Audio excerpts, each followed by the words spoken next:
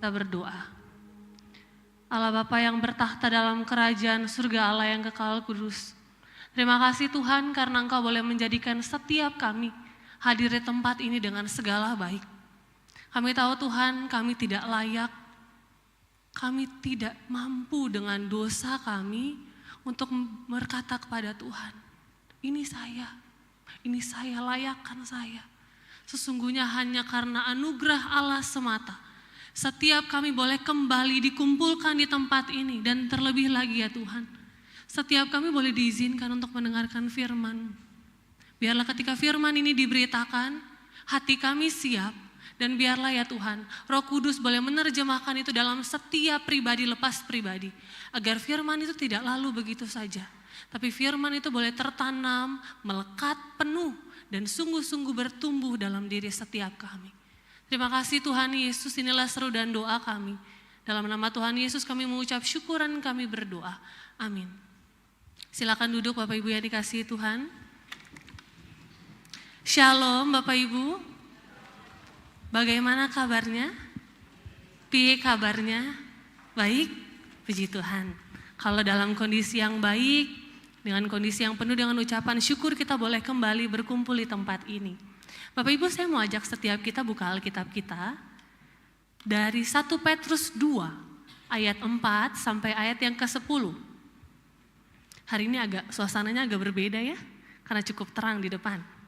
Oke, silakan buka Alkitabnya dari 1 Petrus 2 ayat 4 sampai ayat yang ke-10.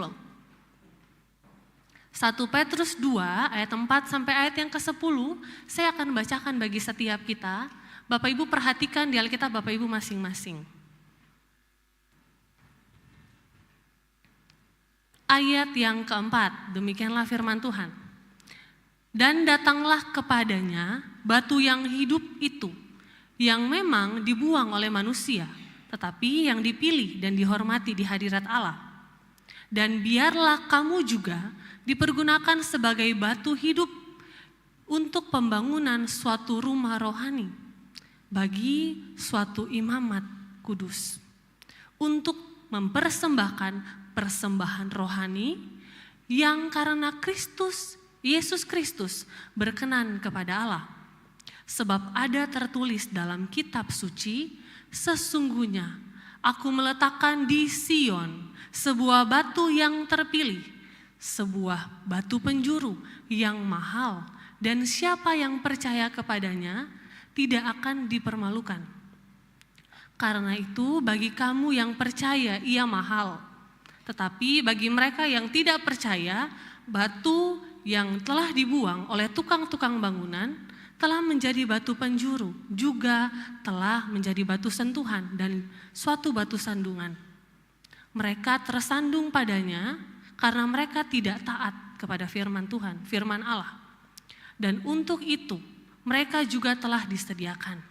Tetapi kamulah bangsa yang terpilih, imamat yang rajani, bangsa yang kudus, umat kepunyaan Allah sendiri, supaya kamu memberitakan perbuatan-perbuatan yang besar dari Dia, yang telah memanggil kamu keluar dari kegelapan kepada terangnya yang ajaib. Kamu yang dahulu bukan umat Allah, tetapi yang sekarang telah menjadi umat-Nya, yang dahulu tidak dikasihi, tetapi yang sekarang telah beroleh belas kasihan. Demikian jawab pembacaan firman Tuhan kita. Berbahagialah setiap kita yang bukan cuma membacanya saja, tapi kita yang melakukannya hari lepas hari. Bapak Ibu yang dikasihi Tuhan, belakangan ini mungkin ini tren yang cukup marak di anak-anak muda. FOMO, Bapak Ibu pernah dengar? Apakah sudah tidak ada anak muda di antara kita? FOMO, fear of missing out. Takut ketinggalan zaman, takut ketinggalan tren tertentu. FOMO terhadap sesuatu hal. Bapak Ibu, kondisi saat ini ada beberapa anak-anak atau mungkin dewasa-dewasa muda yang FOMO terhadap tren-tren yang muncul. Kita tahu ya, tren-tren itu kan munculnya silih berganti.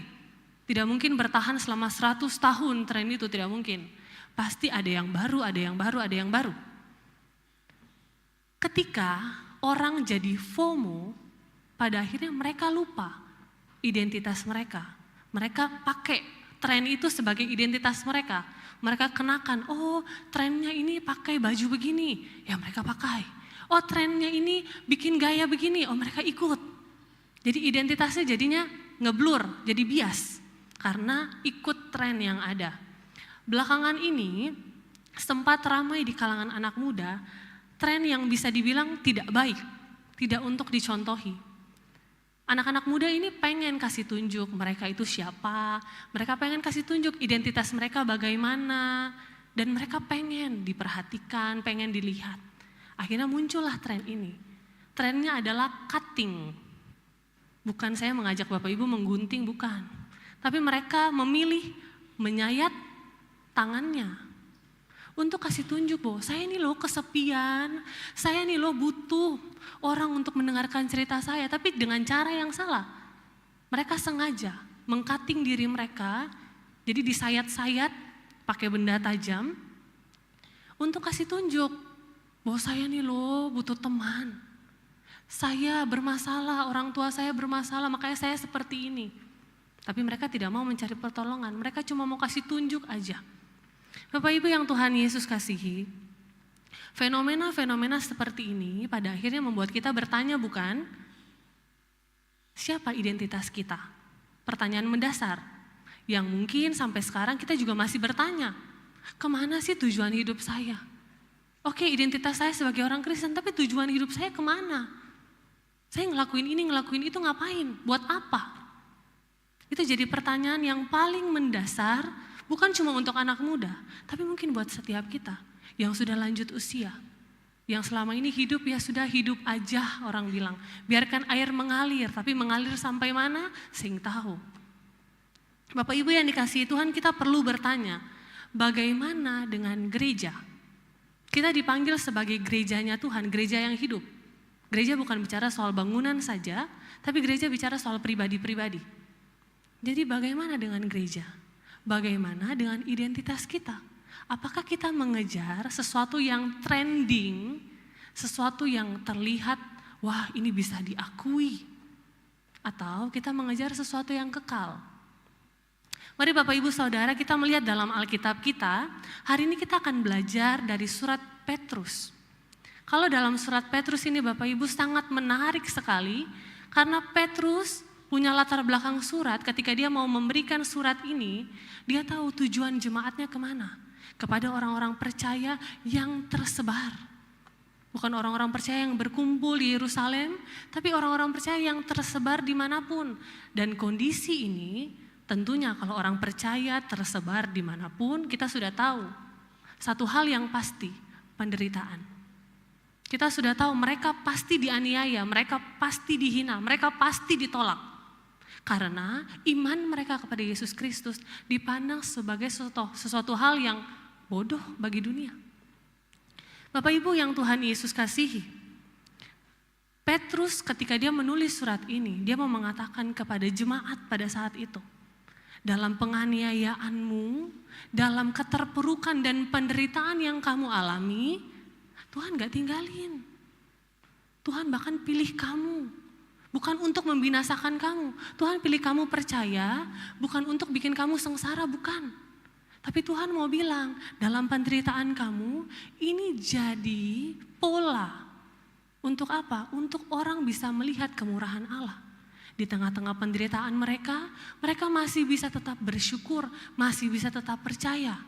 Jadi inilah yang Petrus ingin katakan bagi setiap kita. Penderitaan jadi kesempatan supaya kemurahan Allah boleh nyata. Bapak Ibu yang Tuhan Yesus kasihi, pada dasarnya ketika kita dipanggil sebagai anak-anaknya dengan identitas yang berbeda. Kalau identitas kita berbeda, kalau kita punya identitas yang baru, otomatis kita akan bersandar, kita akan ikut dengan hal yang baru juga. Dalam firman Tuhan, Petrus menggunakan metafora batu hidup sebagai fondasi. Bapak Ibu, kalau kita bangun gedung, bangun rumah, bangun apapun, tidak mungkin tidak ada fondasi. Tidak mungkin tidak ada batu yang diletakkan pertama kali, tidak mungkin tidak ada, pasti ada. Dan fondasi itu pasti kita akan berusaha sekokoh mungkin. Kalau bisa ada gempa, ada apa, tidak roboh bangunannya. Fondasinya diperkuat. Makanya orang kadang-kadang kalau bangun fondasi itu lama. Karena dipikirkan detail, dipikirkan materialnya. Ketika kita sebagai identitas yang baru, sebagai anak-anak Tuhan, dikatakan bahwa fondasi hidup kita bukan pada dunia lagi. Fondasi hidup kita bukan pada diri saya. Fondasi hidup kita bukan apa kata orang. Tapi fondasi hidup saya bicara tentang siapa Kristus. Makanya dikatakan Kristus sebagai batu hidup itu. Bukan cuma batu hidup, dia dikatakan sebagai batu penjuru. Bapak Ibu, batu penjuru pada rekonstruksi kuno itu dipakai untuk mematok arah bangunan. Jadi bangunan ini mau mengarah kemana? Ke barat, ke timur, ke selatan, dipatok dari batu penjuru itu. Jadi sangat penting untuk itu setiap kita dipanggil. Pada ayat yang keempat dikatakan, dan datanglah kepada batu yang hidup itu. Bapak Ibu, kita semua orang percaya kita dipanggil oleh Tuhan untuk mari mendekat. Bukan ketika kamu lihat, oh ada fondasi, ada Yesus Kristus di situ, oh kita menjauh. Tidak. Kita dipanggil untuk mendekat pada bangunan itu, pada fondasi itu. Supaya apa? Supaya berdiri dengan kokoh iman kepercayaan kita. Supaya kita bisa mencontohi. Supaya ketika kita membangun iman kita, membangun bangunan rohani kita dasarnya bukan diri kita, tapi Tuhan. Ketika kita dipanggil untuk datang kepadanya, Bapak Ibu, ini pakai kata kerja, dan ini bukan sekedar ajakan, ayo datang, bukan. Tapi ini sebuah penekanan, di mana Allah mau bilang kamu harus datang. Ini kesempatan, tidak bisa dilewatkan. Datang pada Allah bukan satu kali, bukan karena kita bilang, oh iya, Bapak Ibu saya sudah percaya pada Tuhan, ya sudah saya datang sekali aja ya. Setelah itu saya di rumah, urusan rumah, urusan kerja dan lain sebagainya. Bapak Ibu, kita tidak dipanggil untuk satu kali saja. Kita dipanggil datang terus menerus dengan kerinduan yang penuh. Petrus menyadari betul kekurangan kita sebagai manusia. Petrus tahu ketika kita dalam penganiayaan, dalam penderitaan, kadang-kadang kita pasti cari Tuhan. Tapi dengan motivasi yang salah. Ketika kita cari Tuhan, kadang-kadang kita cuma, Tuhan tolong saya mau begini, saya mau begitu. Saya tidak bilang bahwa meminta kepada Tuhan suatu hal yang salah Bapak Ibu. Tapi ketika motivasi hati kita cuma datang dan minta, tapi tidak rindu, itu kita perlu koreksi diri. Berarti kita cuma rindu pada berkatnya kan? Kita tidak rindu pada pribadinya. Kita cuma rindu kalau dia puaskan kita, kalau dia jawab iya dalam setiap doa kita. Tapi rindukah kita pada pribadi yang sedang kita hadapi di depan kita? Pribadi yang bilang menuntun hidup kita, rindu tidak kita sama dia? Mari kita coba periksa hati kita Bapak Ibu yang dikasihi Tuhan. Petrus ingin setiap kita, ketika kita mendekat pada Tuhan, ada kerinduan yang besar. Ketika kita mendekat pada Allah, datang pada batu hidup itu, kita bukan datang dengan kosong, datang dengan ya sudah yang penting sudah diselamatkan. Tapi kita datang dengan hati yang Tuhan saya mau dibentuk, saya mau di shaping, saya mau dipahat. Supaya ketika penderitaan hadir, kita jadi pribadi yang punya iman yang padat. Bukan iman yang kopong, bukan iman yang gampangan, tapi padat betul. Bapak Ibu yang Tuhan Yesus kasihi, dalam perjanjian lama, di mana Petrus mengutip Yesaya 28 ayat 16 dan Mazmur 118 ayat 12. Di sana dikatakan, Tuhanlah gunung batu keselamatanku, bagi Israel tempat kekuatanku. Bapak Ibu, tapi pada kenyataannya, apa yang Israel lakukan? Mereka lebih memilih kan beraliansi dengan bangsa lain. Mereka lebih memilih politik bangsa lain, mereka lebih memilih bersandar pada kekuatan bangsa lain, strategi-strategi militer yang bangsa lain punya. Padahal Tuhan sendiri bilang dia gunung batu keselamatan. Tapi Israel memilih memalingkan wajahnya karena bagi Israel Tuhan tidak bisa dilihat. Yang bisa dilihat ya aliansi dengan bangsa lain. Yang bisa dilihat menguntungkan ya politik bangsa lain. Bapak Ibu yang dikasihi Tuhan, kita melihat ada dua pandangan di sini. Dua pandangan yang melihat Yesus Kristus itu seperti apa, batu yang hidup itu seperti apa. Pandangan yang pertama, orang-orang akan melihat bahwa batu yang hidup ini adalah sekedar batu saja, yang tidak punya kuasa, yang tidak punya otoritas, yang tidak punya kekuatan, yang dihina, dibuang, dicampakkan, bisa diganti dengan yang lain. Tapi kita lihat bersama, dari pandangan Allah, Allah melihat batu hidup itu sebagai sesuatu yang sangat berharga. Makanya dia ambil, dia taruh di bawah bangunan, landasan. Dia tahu ini tempat yang paling krusial ketika membangun. Ketika Allah memilih Yesus Kristus, Yesus dipandang sebagai Tuhan yang tidak sanggup menolong dirinya sendiri. Orang-orang pada saat itu, ketika mereka melihat Yesus digantung di atas kayu salib, mereka bilang, imanmu omong kosong. Mereka bilang, imanmu suatu kebodohan.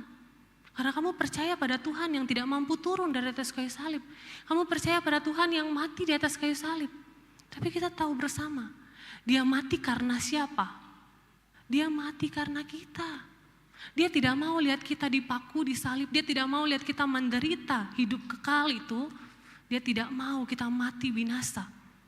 Untuk itu dia tawarkan, saya yang ambil.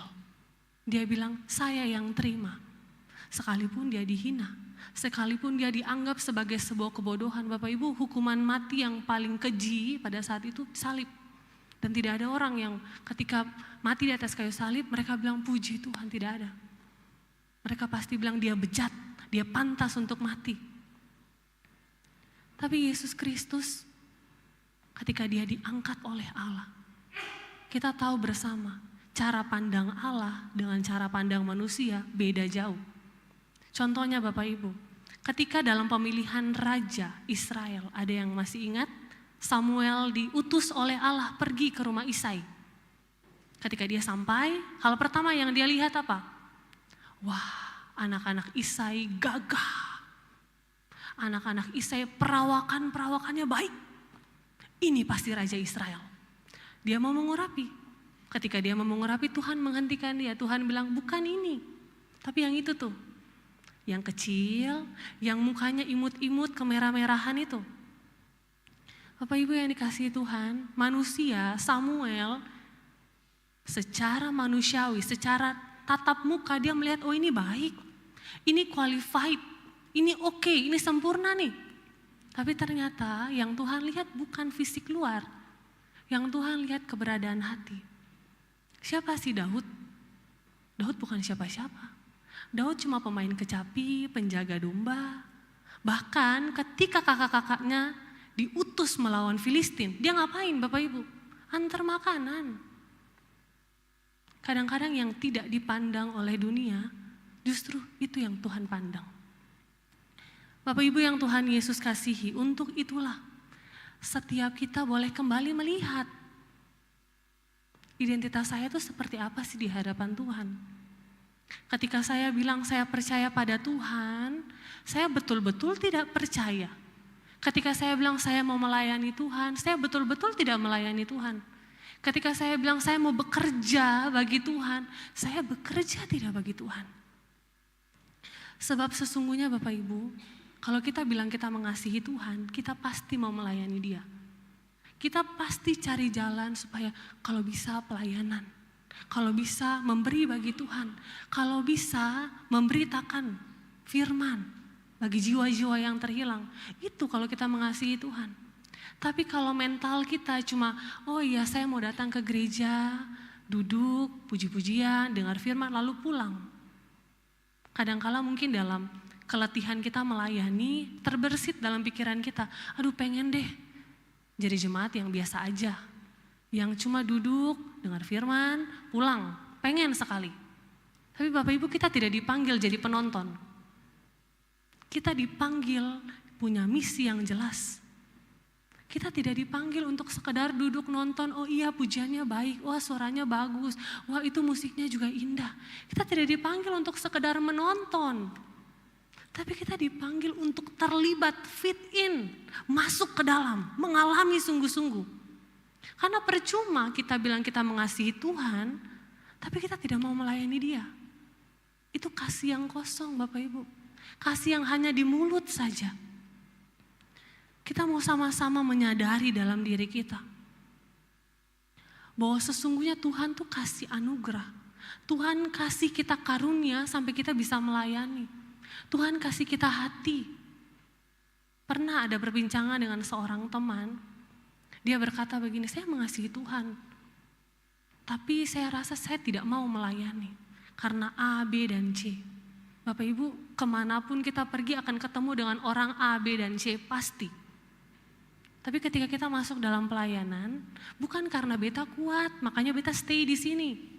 Bukan karena beta punya kemampuan, makanya beta bisa berdiri di sini. Itu soal nomor 2. Tapi nomor 1-nya apa? Kekuatannya dari Tuhan. Bapak Ibu, ada lagu sekolah minggu yang bilang jangan lelah bekerja di ladangnya Tuhan. Itu bukan untuk hamba Tuhan saja ya, untuk kita semua. Dan kalimat berikutnya bilang apa? Roh Kudus yang beri kekuatan, ia mengajar dan menopang. Bukan kita yang kasih kekuatan, bukan hamba Tuhan yang lain yang kasih kekuatan untuk mari. Tapi Tuhan minta daripada Allah. Dia yang mempunyai pekerjaan ini, dia pasti kasih kekuatan ketika dia percayakan. Dan Bapak Ibu yang dikasihi Tuhan, dalam Roma 12 ayat 3 dikatakan, berdasarkan kasih karunia yang dianugerahkannya kepadaku, aku berkata kepada setiap orang yang ada di sini, janganlah kamu memikirkan hal-hal yang lebih tinggi dari apa yang patut kamu pikirkan. Tetapi hendaklah kamu berpikir begitu rupa sehingga kamu menguasai diri menurut ukuran iman yang dikaruniakan Allah kepada kamu masing-masing. Kita diminta berpikir sesuai dengan apa yang Tuhan kasih. Bukan yang paling tinggi, bukan yang paling rendah. Karena kalau kita berpikir sesuatu yang lebih tinggi daripada apa yang Tuhan kasih, kita akan jadi orang yang sombong. Kita jadi orang yang sungguh-sungguh ketika pelayanan kita melihat beta nih. Pelayanan bisa jalan, gereja ini bisa jalan karena beta. Tapi kalau kita memikirkan hal-hal yang di bawah ini, kita akan bilang sudahlah. Hidup ya begini, yang penting beta percaya, selesaikan. Urusan orang lain mau percaya, orang lain mau dengar firman, orang lain mau bertobat atau tidak, ya urusan dia. Bapak Ibu, kita dipanggil bukan untuk menghakimi orang lain, tapi kita dipanggil untuk ajak orang makin dekat pada Tuhan. Kita dipanggil untuk mengajak orang untuk sungguh-sungguh nih datang pada Tuhan. Ketika Bapak Ibu melakukan penginjilan, ada EE di sini. Bukan berarti bilang, oh EE atau penginjilan itu untuk kasih penuh kursi-kursi kosong ini. Bukan. Tapi penginjilan itu tujuan utamanya apa? Bahwa orang makin dekat pada salib. Dimanapun dia berada, kalau dia makin dekat dengan salib, imannya bertumbuh. Puji Tuhan. Tapi percuma kalau dia datang ke gereja, cuma untuk sekedar memenuhi kuota kursi yang ada, atau cuma sekadar untuk, oh ya beta mau lihat dulu ini hamba Tuhan ini yang khotbah, beta mau ikut. Atau beta mau lihat dulu ini yang main musik si ini, beta mau datang. Bapak Ibu yang dikasihi Tuhan, Tuhan tidak panggil kita buat itu. Tuhan panggil kita buat bekerja, bukan panggil kita untuk jadi penonton. Karena waktu kita terbatas. Kita cuma 80, 70 tahun. Kalau Tuhan kasih lebih ya puji Tuhan. Tapi 70 sampai 90 tahun kita mampu buat apa? Mampukah kita lompat-lompat di sini? Susah kuat lagi. Waktu kita tuh terbatas, masa muda kita terbatas. Karena itu kita diminta bekerja. Bekerja bagi Tuhan, bukan nonton. Bukan seru-seruan lihat, oh iya pelayanan ya mereka, saya tidak mau. Jangan ajak saya pelayanan. Bapak Ibu yang dikasihi Tuhan, Tuhan memanggil setiap kita dengan identitas yang begitu jelas. Dalam 1 Petrus dikatakan, yang pertama, kita dipanggil sebagai bangsa yang terpilih. Bangsa yang terpilih, berarti bicara bahwa kita diangkat secara khusus. Tuhan tuh tidak pernah salah pilih orang Bapak Ibu. Tapi dalam perjalanan hidup kadang-kadang kita yang salah jalan. Karena Tuhan tidak pernah salah pilih orang. Ketika Tuhan pilih, Tuhan mampukan, Tuhan khususkan. Tapi ketika dalam perjalanan, kalau kita tidak ikut maunya Tuhan, ya pasti kita ikut mau kita. Kalau kita tidak berjalan dalam tracknya Tuhan, ya pasti kita berjalan dalam track dan kepentingannya kita. Sehingga itu kita perlu tahu ketika kamu dipilih bukan karena kamu hebat, bukan karena kamu pintar, bukan karena kamu terlalu baik untuk Allah pilih. Atau bukan karena Allah udah gak ada pilihan sampai pilih kita. Tapi sesungguhnya kita dipilih karena anugerah semata. Tidak ada yang pernah tahu kenapa kamu dipilih, yang tahu cuma Tuhan. Mau kamu bilang, oh saya punya skill, saya punya hati mau melayani. Bapak Ibu, yang tahu cuma Tuhan. Apa yang kita bawa di hadapan Dia, Dia yang paling tahu. Yang kedua, kita dikatakan kita disebut sebagai imamat yang rajani. Seperti tugas para imam itu dipanggil secara khusus untuk jadi perantara antara Allah dengan umatnya. Dan kita pun sama, kita dipanggil sebagai cerminnya Kristus yang mampu memantulkan refleksi Allah. Supaya orang-orang ketika lihat kita, mereka lihat Tuhan. Bukan mereka lihat, oh ini orang Kristen dia jago nyanyi, oh ini orang Kristen dia jago ngomong. Bukan, tapi mereka lihat Tuhan. Siapa sih Allah yang jadi backingan kita itu? Siapa sih Allah yang jadi fondasi hidup kita itu? Mereka lihat itu. Dan yang ketiga, kita juga disebut sebagai bangsa yang kudus. Kata kudus ini sangat familiar dengan setiap kita. Karena kita dipilih, dikhususkan, ditarik keluar. Bukan untuk jadi sama dengan dunia ini. Tapi kita dipanggil keluar untuk apa? Bekerja bagi Tuhan. Bekerjanya ngapain? Memberitakan kebenaran firman Tuhan. Bahaya sekali Bapak Ibu kalau kita sebagai orang Kristen tidak rindu memberitakan firman Tuhan. Bahaya sekali kalau kita bilang bahwa oh Yesus mati cukup di saya saja. Orang lain tidak perlu dengar. Nanti kalau mereka mau dengar ya buka YouTube. Kalau mereka mau dengar ya datang gereja. Bapak Ibu, Tuhan panggil kita, Tuhan tempatkan kita di pekerjaan tertentu. Tuhan tempatkan kita di keluarga tertentu. Bukan supaya kita tutup mulut. Karena Tuhan bilang kalau kamu tahu kebenaran, beritakan. Kalau kamu tahu itu salah, kasih tahu. Tapi dengan cara yang baik, dengan penuh kasih, minta hikmat sama Tuhan. Dan yang keempat, kita adalah umat kepunyaan Allah sendiri. Bapak Ibu ketika berkata bahwa kita adalah umat kepunyaan Allah, indah sekali. Karena sesungguhnya kita tahu bahwa kita tuh layak binasa. Kita tahu kita tidak layak untuk datang dan bilang, aku umat kepunyaanmu, kita gak layak. Kita layaknya mati dan binasa, menderita selama-lamanya. Tapi ketika Tuhan bilang, kamu umat kepunyaanku, kepemilikannya kita bukan pada diri kita sendiri, tapi hadir pada wajah Kristus, hadir pada Kristus, sebab Kristus telah membayar hidup kita dengan lunas, bukan dengan emas dan perak. Bapak Ibu, harta benda, uang kita, itu hal yang paling remeh yang mampu kita kasih. Karena uang bisa dicari bukan? Uang selalu ada bukan? Selalu cukup. Tapi Tuhan minta apa Bapak Ibu? Tuhan bukan cuma minta sekedar uang kita yang mampu kita berikan. Tapi Tuhan minta hidup kita. Tuhan minta waktumu, Tuhan minta pikiranmu, Tuhan minta seluruh nafas hidupmu. Karena Tuhan tahu kalau kita tidak pakai buat Tuhan, kita pakai buat hal yang salah. Kalau kita tidak memberitakan kebenaran firman Tuhan, kita pasti tidak ada dalam tujuan Allah itu.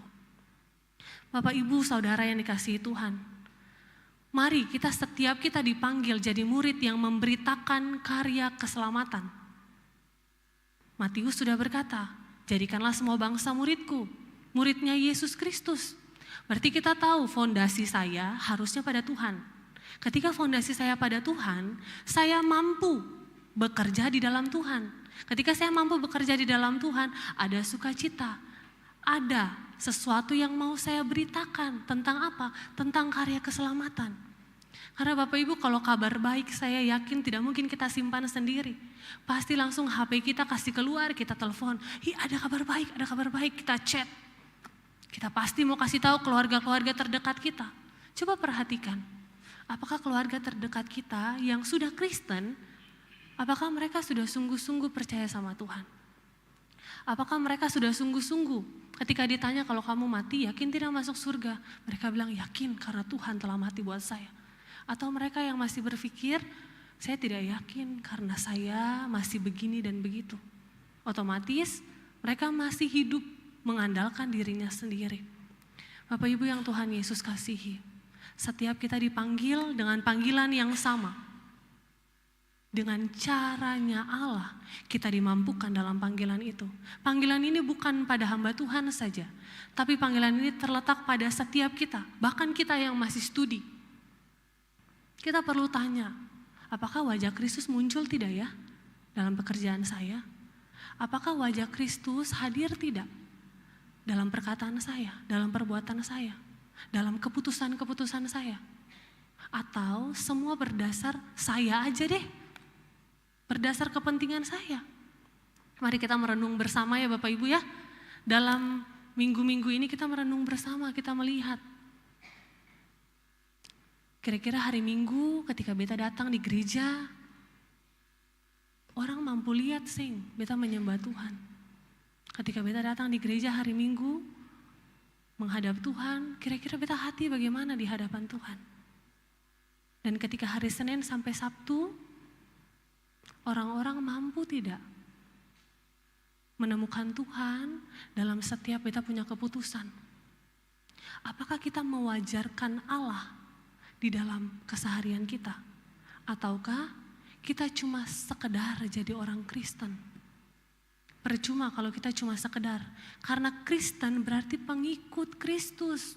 Bapak Ibu, kita ini pengikut, berarti kita ikut teladannya, kita ikut caranya. Ketika dia kasih nasihat kita dengar.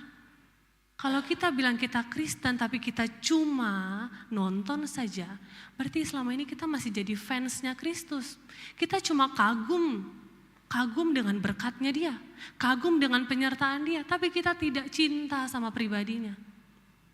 Bapak Ibu, coba periksa hati.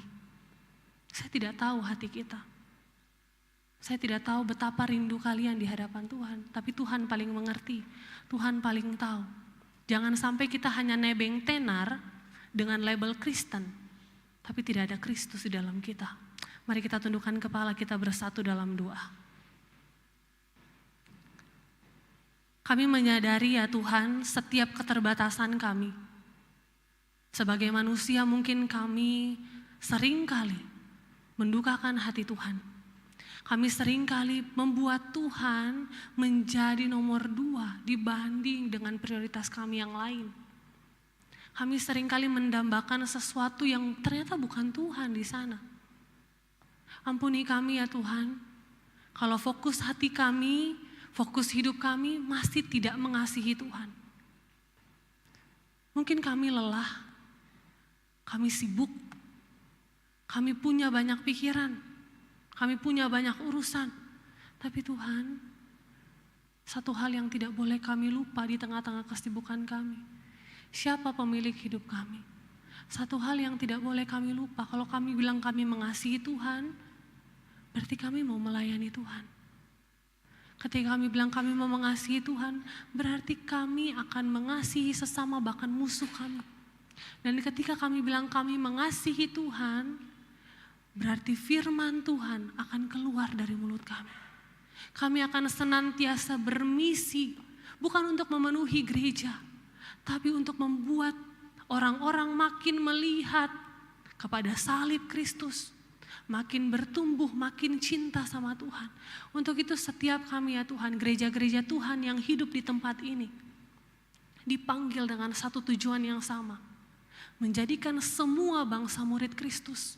Bukan supaya kami dimuliakan, bukan supaya kami dilihat ya Tuhan, tapi sesungguhnya supaya kemuliaan Allah nyata, supaya mereka boleh menyaksikan kasih dan kebaikan Tuhan dalam hidup mereka, seperti kami juga menyaksikan kasih dan kebaikan Tuhan. Tuhan, pada saat ini juga kami berdoa, menyerahkan gereja kami di tempat ini ya Tuhan, dengan setiap planning ke depan. Mungkin pembayaran-pembayaran yang masih ada, pembelian-pembelian yang akan kami lakukan Tuhan. Kami mohon campur tangan kasih setia Tuhan. Karena kami percaya Engkau Allah yang memelihara kami. Ketika Engkau Allah yang menuntun kami, Allah yang sama pun yang akan senantiasa membantu, menolong kami. Kami juga berdoa ya Tuhan, menyerahkan iman daripada jemaat kami di gereja tempat ini. Tuhan, kami ingin sungguh-sungguh rindu Jadi jemaat-jemaat Tuhan yang punya hati bagi Tuhan. Kami rindu ya Tuhan, untuk setiap iman kami boleh bertumbuh, boleh semakin padat di hadapan Tuhan. Dan biarlah ya Tuhan, Engkau menolong kami lewat persekutuan-persekutuan yang ada, lewat komisi-komisi yang ada ya Tuhan, bahkan lewat cross yang sedang terbentuk. Kami mohon ya Tuhan, ada kerinduan di sana, ada kesatuan hati di sana sebagai suatu komunitas yang baru, dengan identitas yang baru, sebagai umat kepunyaan Allah sendiri. Kami berdoa menyerahkan, biarlah setiap kami boleh tetap berpegang teguh di tengah-tengah penderitaan, di tengah-tengah kesulitan kami, di tengah-tengah kesibukan kami boleh memberikan diri kami untuk melayani Tuhan, untuk bergabung bersama, untuk ditumbuhkan imannya, untuk diperkuat imannya. Tuhan Yesus, kami juga berdoa menyerahkan sanak saudara kami yang dalam sakit ya Tuhan. Mereka yang bergulat dengan sakit penyakit, mereka yang sungguh-sungguh mungkin di tahap yang sudah ingin menyerah.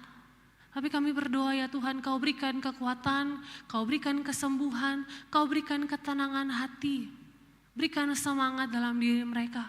Ketika mereka boleh melewati setiap persoalan hidup, ketika mereka boleh melewati setiap sakit penyakit, diagnosa, kami mohon ya Tuhan, Engkau hadir bersama dengan mereka, pegang tangan mereka, bantu mereka melihat ini bukan akhir dari segalanya, tapi ini awal perjalanan iman mereka dengan Tuhan.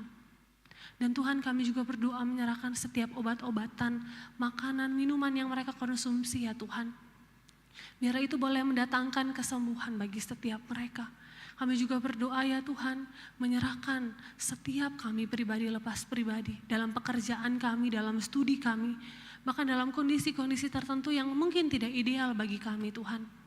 Kami mohon ya Tuhan, Engkau sertai perjalanan kami. Perjalanan hidup kami setelah kami keluar dari tempat ini, kami mau jadi saksi Kristus. Kami mau meminta di hadapan Tuhan, supaya Tuhan mampukan kami. Tuhan bantu setiap kami, di tengah-tengah kondisi kami, di tengah-tengah kesulitan yang kami punya. Kami percaya kuasa Tuhan nyata di tengah-tengah kami. Terima kasih Tuhan Yesus, inilah seru dan doa kami. Dalam nama Tuhan Yesus kami mengucap syukur dan kami berdoa. Amin.